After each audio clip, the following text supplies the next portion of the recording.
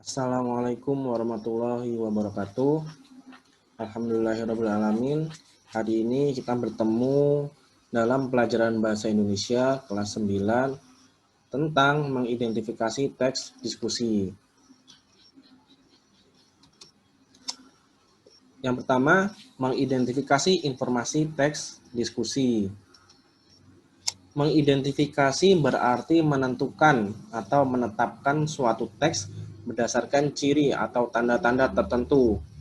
Kali ini kita akan belajar mengidentifikasi informasi teks diskusi berupa pendapat pro dan kontra dari permasalahan aktual yang dibaca dan didengar. Jadi identifikasi itu yang dilihat adalah ciri-ciri yang melekat pada suatu teks tersebut, sehingga itu menjadi identitas dari teks diskusi. Selanjutnya, mengidentifikasi teks diskusi. Teks diskusi adalah teks yang memberikan dua pendapat berbeda mengenai suatu hal, pro dan kontra, yang mengakibatkan kedua belah pihak menjadi saling membicarakan masalah yang menjadi persoalan dalam diskusi.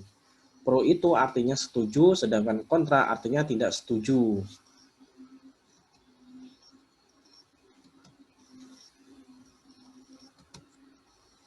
Diskusi dilakukan dengan tujuan mencari kesepakatan atau kesepahaman gagasan atau pendapat.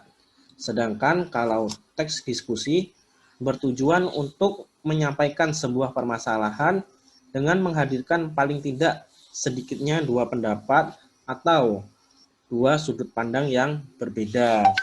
Sehingga hal tersebut menjadi pembahasan dalam sebuah diskusi. Selanjutnya, terdapat beberapa hal yang perlu kamu perhatikan dalam mengidentifikasi kekurangan teks diskusi. Antara lain, perhatikan kesesuaian topik dengan pembahasan teks. Jangan sampai isi dari teks tersebut tidak sesuai dengan kesesuaian dari topik yang dibahas. Selanjutnya, ketepatan struktur teks. Kita sudah sering mempelajari tentang bahasa Indonesia, bahwa semua teks itu memiliki struktur, dan struktur itu sifatnya tetap, tidak bisa dirubah atau dibolak-balik, sehingga struktur tersebut akan membentuk suatu tubuh dari teks yang akan dibuat. Contohnya dalam hal ini adalah struktur dari teks diskusi. Perhatikan ketepatan ciri teks kebahasaan. Ya, setiap teks memiliki ciri-ciri kebahasaan tersendiri. Selanjutnya, perhatikan kesesuaian penggunaan bahasa Indonesia seperti ejaan dan struktur kalimat. Oleh karena itu, perlu kalian banyak membaca atau mengetahui tentang ejaan yang disempurnakan. Selanjutnya, pencatatan pokok-pokok pembicaraan dalam diskusi atau seminar bertujuan agar seseorang bisa memahami sesuatu yang disampaikan oleh pemateri dalam diskusi atau seminar tersebut dengan mudah. Nah, dalam diskusi ada beberapa orang yang bertugas di dalamnya atau ada unsur-unsur yang ada di dalamnya. Yang pertama adalah moderator.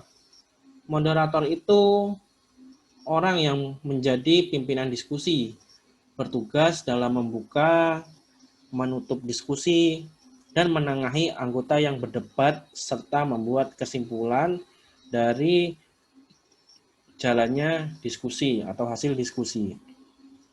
Selanjutnya ada peserta. Peserta ini adalah orang yang mengikuti jalannya diskusi. Selama ada orang yang berada dalam ruang diskusi, itu dikatakan peserta. Selanjutnya pemateri, orang yang menyusun serta menyajikan makalah atau materi diskusi.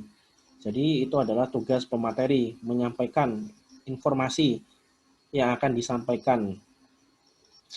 Selanjutnya ada notulis. Notulis ini mencatat pokok pembicaraan dalam diskusi. Pembicaraan meliputi tanggapan peserta, inti makalah, tanggapan penyaji, dan hasil diskusi.